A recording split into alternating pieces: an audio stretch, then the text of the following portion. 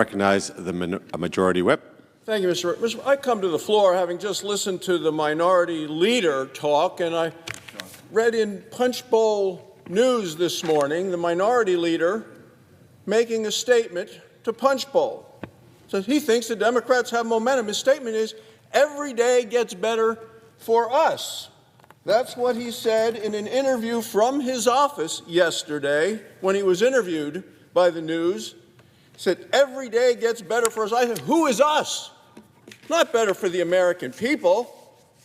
Who does he mean by us? Not the military who's not getting paid, not the Border Patrol that's not getting paid, not the air traffic controllers who aren't getting paid. Who is us? He's playing a game. We see it. The Washington Post talked about it just yesterday in their headline and their editorial page.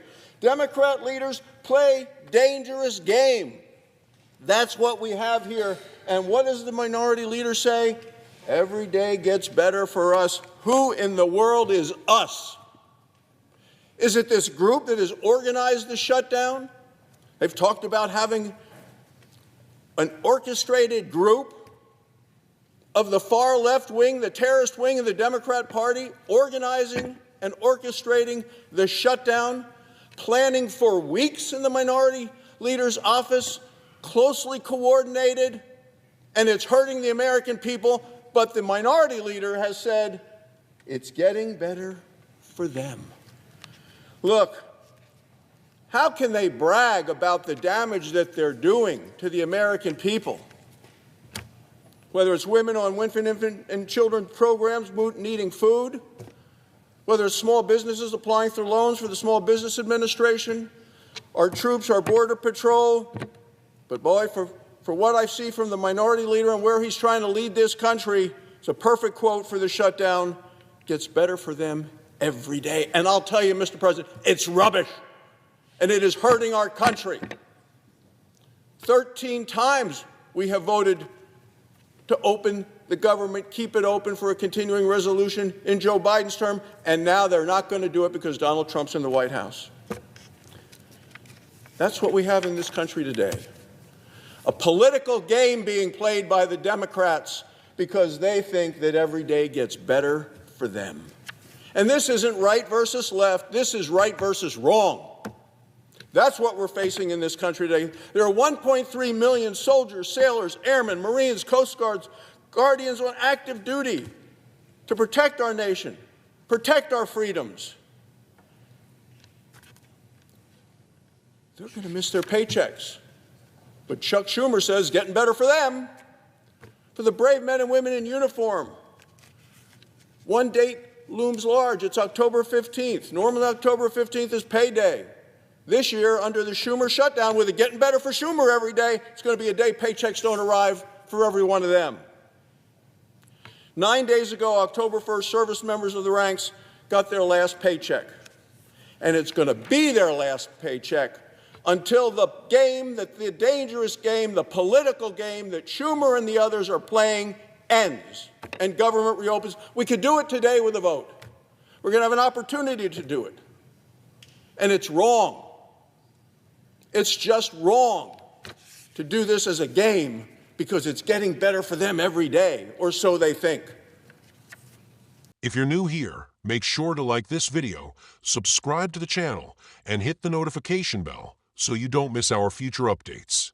Now, let's talk about what's going on in our country right now. This Friday, October 10th, tomorrow, Border Patrol agents and other federal workers will receive only half a paycheck. The Democrat leader says that's getting better for them. 72% of military families say their most pressing concerns is missing a paycheck. 500,000 military families relocate to new duty stations each year. For them, costs can be crushing. Moves cost by the families are average $8,000 out of pocket. Normally this is reimbursed. May not be for a while. Chuck Schumer says getting better for them every day. Under the Schumer shutdown, military families are going to be forced to stretch out the budgets, dip into savings, take out loans. This adds to financial stress and strain. At Fort Hood in Texas, the local food bank is seeing a 34% spike in demand just since the shutdown began. Military families are lining up for food, diapers, baby formula. One employee there said the situation in Fort Worth had never happened ever. And maybe they're just stocking up because they know that for the Democrats, they think it's getting better every day. That's what they're aiming for. What in the heck are they thinking? Well, those people that have planned and organized all of this are thinking that, hey, we got a big rally coming to Washington, an No Kings rally, coming up the 18th, getting better for them every day. Let's just hurt the military more, the Border Patrol more, the women, infants, and children more. Hurt them because it's getting better for them every day. Not hurt.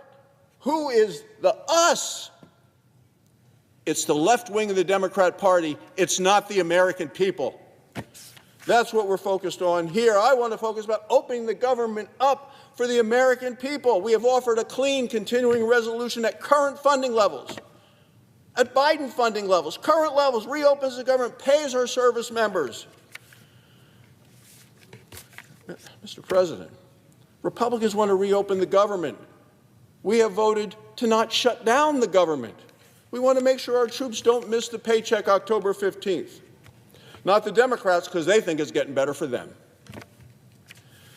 The date on their calendar is not the 15th, which is the date on the calendar of every military member. Their date is October 18th. That's the date when the most radical left-wing activists are going to descend upon Washington. They're coming to protest President Trump. And the Democrat leader and his leadership team is hoping that they will actually receive cheers from that group, because it's getting better for them every day. That's what they say. This shutdown is all about politics. It's what it's all about. Been planned and orchestrated and organized for months. The Washington Post editorial said it best. The Democrats are playing a dangerous game. They are choosing politics over the paychecks of the American working men and women who protect our nation. And this weakness defines today's Democrat Party. They are radical, they are extreme, they are dangerous, they are scary, they are out of touch.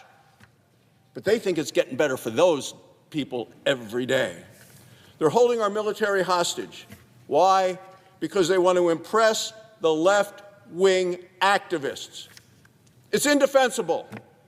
Service members now have to worry about putting food on the table so that the Democrats and Senator Schumer can try to satisfy the far-left liberal wing of the party, who will never be satisfied until this country is destroyed. That's what they want. It's no surprise that 55% of Americans say Democrats are shutting down the government just to please their radical base. The Senate can reopen the government today, but we need a handful of Democrats to join us. Democrats voted 13 times for a clean continuing resolution under Joe Biden. They know that the Schumer shutdown, it's reckless, it's radical, and it is wrong. The Democrats don't seem to care because, according to Chuck Schumer, every day gets better for us. And as a result, the Democrats are threatening America's safety, our security, and our prosperity. The American people don't want the government closed. Chuck Schumer does, because every day gets better for him. 2 in 3 Americans demand Democrats accept the continuing resolution at current funding levels. It's the right thing to do. It's fair. It's reasonable. It's time Democrats listen to them. Time to open the government so the troops can get paid. That's what this is all about, Mr. President. A political game being played by the radical left. And they believe it's getting better for them each day. And Chuck Schumer, this wasn't some offhanded comment. This is exactly what he said yesterday in a sit-down interview with the press in his office. These were planned words and orchestrated to appeal to the people that he's trying to appeal to them, who are not the average American who just wants to go to work, just wants to get paid a fair wage for a fair full day's work and defend the country. So I know who the us is when he says us. And it's not the American people, it's not the hardworking people of your state or my state who want to get up, go to work, get the kids to school, put food on the table, and live in this greatest country of all times. And that's what we're dealing with, and that's why I came to the floor this morning, Mr. President. Because when I heard this comment by the minority leader, I could not let it stand, and the American people deserve better. The federal government is partially shut down again, and millions of Americans are being forced to bear the consequences of what has become, frankly, a political stunt. Federal workers are missing paychecks. Border Patrol agents, service members, and air traffic controllers are worrying about how to keep their families afloat.